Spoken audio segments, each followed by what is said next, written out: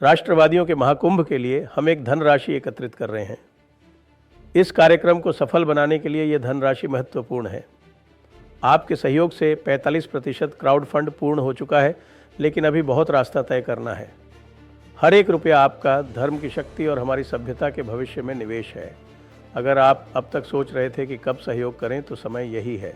आइए 45% से 100% तक का सफ़र साथ मिलकर पूरा करें। आज ही सहयोग करें, धर्म को सशक्त बनाएं। नमस्ते, आप सभी से अनुरोध है कि कृपया हमारे चैनल को सब्सक्राइब करें, वीडियो को लाइक करें। राहुल गांधी को झटके पर झटके लग रहे हैं, साथ में डोनाल्ड ट्रंप को भी झटके पर झटके लग रहे हैं। यह है क्या केवल एक संयोग है, या कि दोनों लोग मिल के साथ में एक साथ कुछ प्रयोग कर रहे हैं? इस समय राहुल गांधी जो है वो लंकावी आइलैंड मलेशिया में घूम रहे हैं और उनके 2 फोटो बड़े वायरल हो रहे हैं। उन 2 फोटो को आपने देखा भी होगा और आपने उनसे समझा भी होगा। लंकावी आइलैंड मलेशिया में वो स्थान है जहाँ पर जाकिर नायक रहता है, और जाकिर नायक का प्रभाव भी है भारत में। जाकिर नायक का प्रभाव मुख्यतः मुंबई के आसपास और थोड़ा आपके केरला में है। इससे अधिक उसका बहुत अधिक प्रभाव है नहीं, क्योंकि वो अहले हदीस टाइप का है और अहले हदीस का बहुत ज़्यादा बोलबाला है नहीं भारत में। लेकिन वो गए तो किसी सीक्रेट मिशन पे ही हैं। वो सीक्रेट मिशन पे अपने सीक्रेट दोस्तों से मिलने गए हुए हैं, और उनके सीक्रेट मिशंस में से बहुत सारे मिशन जो हैं वो हमारे जो ट्रंप बाबू हैं उनके मिशन से मेल खाते हैं। लेकिन वो सारे के सारे जो हैं वो ऐसा बताया जा रहा है कि फेल होते जा रहे हैं। एक थ्योरी ये भी आई है, अब वो थ्योरी ही है, मेरे पास उसका कोई सबूत नहीं है। वो थ्योरी ये भी आई है कि भाई पूरी तरह से ये तय हो गया था कि मोदी को हटाया जाना है, और मोदी को हटाए जाने के लिए जितने भी मोहरे थे वो सारे के सारे प्लेस कर दिए गए थे। और मोदी को हटाए जाने का प्रयास इसीलिए अधिक हो रहा था क्योंकि मोदी जो थे वो ट्रेड डील में किसी भी तरह से झुकने के लिए तैयार नहीं थे। और सबसे बड़ा झटका उसको तब लगा जब मोदी ने आप सिंदूर कर दिया, और आप सिंदूर करके CIA और उनका जो चेला था पाकिस्तान, उसको धूल दूषित कर दिया। यदि उसको धूल दूषित नहीं किया होता तो ओपनली ट्रंप को पाकिस्तान के फेवर में खड़ा होने की आवश्यकता नहीं पड़ती। और उसके बाद फिर जो कुछ भी वो और कर रहे थे, वो फिर पता चला कि चीन भी भारत के साथ खड़ा हो गया, पाकिस्तान को छोड़ दिया, रशिया भी खड़ा हो गया। और तो और सबसे बड़ी बात ये हुई कि अभी कुछ दिन पहले जब इस पूरी स्ट्रेटजी को रिव्यू किया गया तो ये देखा गया, हमारे मित्र हैं एक, उन्होंने इसको डिस्क्राइब किया है कि भाई this is called diversion, dissipation and division operation. और डिवीज़न के लिए राहुल गांधी तो यहाँ तैयार ही थे। राहुल गांधी ने अपना वो वोटर अधिकार यात्रा आरंभ कर दिया। वोटर अधिकार यात्रा का उद्देश्य केवल और केवल एक था कि किसी भी तरह से जो इलेक्शन प्रोसेस है, जो भारत के इलेक्शंस हैं, उनको डीलेजिटिमाइज करो, उनको गलत ठहराओ।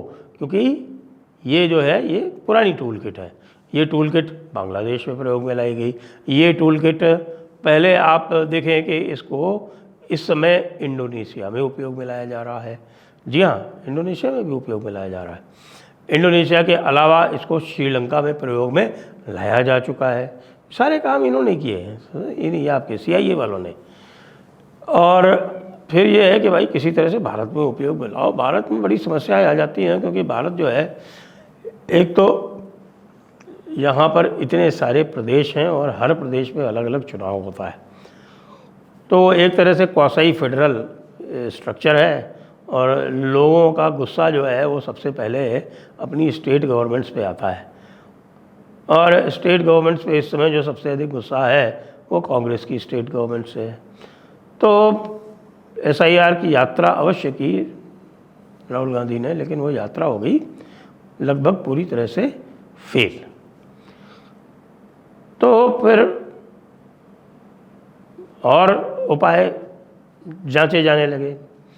जब उपाय जांचे गए और फिर ये पेट्रोल वाला, ये आपके ऑयल, रशियन ऑयल सप्लाई के बाद जो टैरिफ लगाया गया भारत पे, वो भी फेल हो गया। वो इसलिए फेल हो गया कि मोदी ने उसका रिस्पॉन्स ही नहीं दिया। इनको ये लगता था कि भाई हम इसे रशियन का इसका ऑयल लगाएंगे तो फिर ये जो है चाइना से थोड़ा दूर भागेंगे, रशिया से थोड़ा दूर भागेंगे, और उसके बाद फिर हम इनको अपने ऑर्बिट में लाएंगे तो रशिया और चाइना इनसे नाराज़ होगा, रशिया और चाइना नाराज़ होगा तो हो सकता है चाइना कुछ इनके खिलाफ़ कर दे तो फिर ये और तगड़े से हमारे यहाँ आ जाएंगे। लेकिन ये नेहरू जी तो है नहीं। आपको जानकारी होनी चाहिए कि मोदी जी जो हैं वो नेहरू जी नहीं हैं, वो हर चीज़ में 2 कदम आगे चलते हैं। तो उन्होंने काउंटर निकाल दिया और उन्होंने काउंटर निकाल के EU से FTA एक्सपेडाइट कर दिया।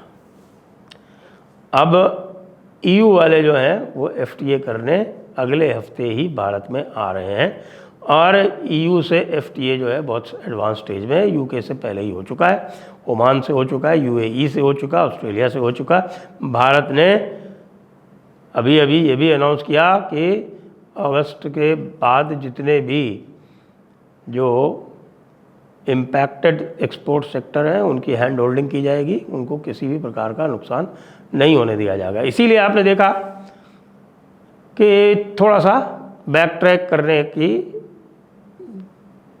गुंजाइश दिखाई डोनाल्ड ट्रंप ने, लेकिन उससे राहुल गांधी घबरा के तुरंत मलेशिया पहुंच गए अपने सीक्रेट दोस्तों से बातचीत करने।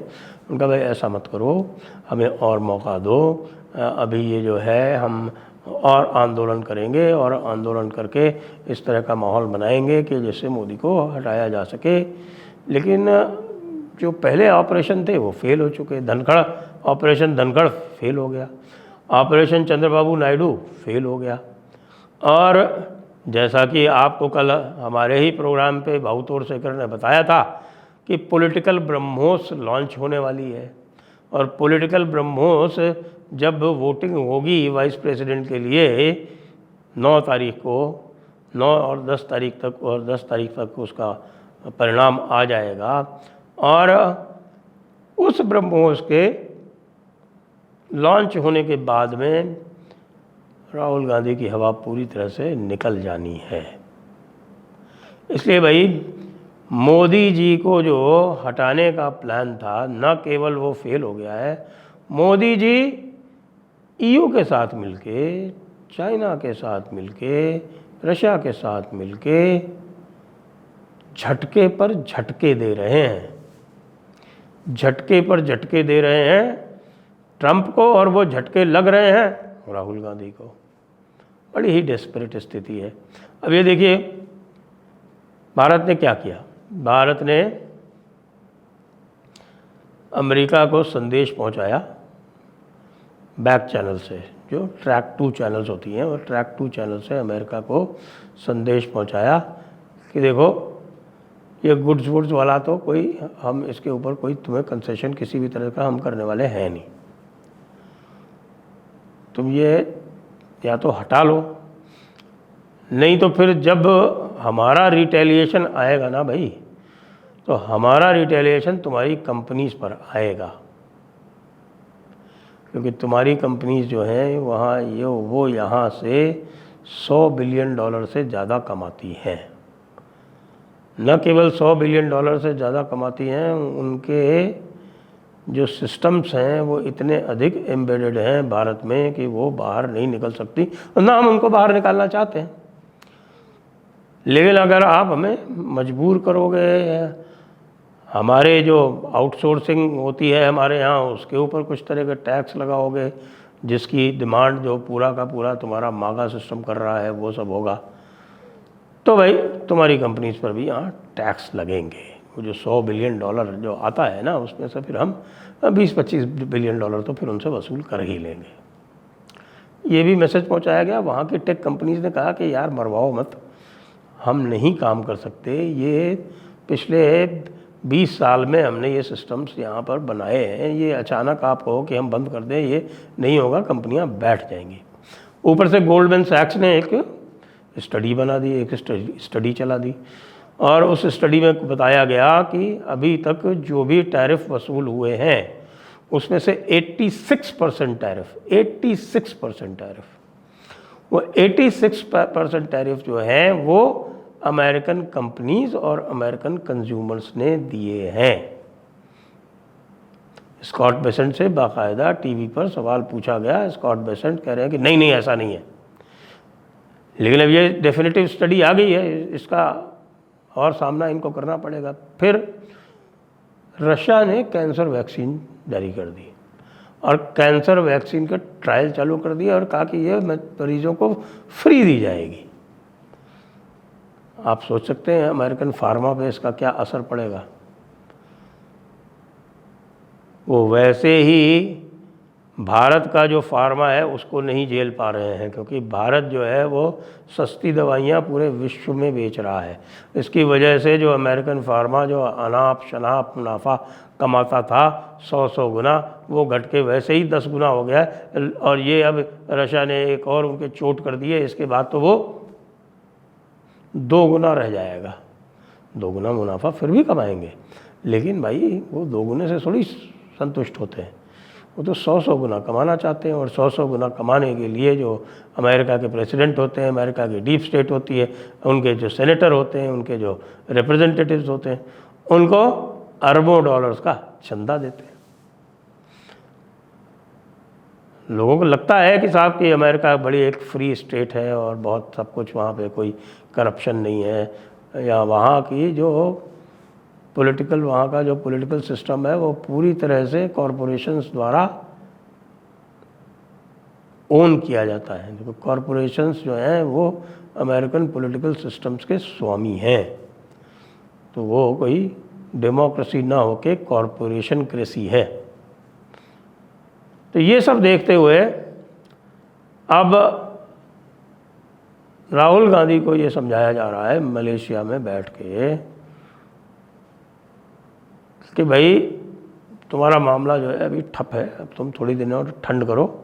अभी हमने जो मोदी के ऊपर जो भी ऑपरेशंस थे वो कॉल ऑफ कर दिए हैं। वो कॉल ऑफ इसलिए कर दिए हैं कि मोदी ने हमको इस बाजी में कम से कम मात दे दी है और हमने अपनी हार स्वीकार कर ली है। इसलिए भाई अब ऐसा करो, यहाँ थोड़ी दिनों मज़े करो, जाकिर नायक से मिलो, जाकिर नायक से फतवे जारी कराओ अपने लिए, और बाकी अभी कुछ नहीं होना जाना है। देखो तुम्हारी पार्टी जो है उसको बचाओ, वाइस प्रेसिडेंट चुनाव में जाओ और वोट करो। जय हिंद, जय भारत, वंदे मातरम।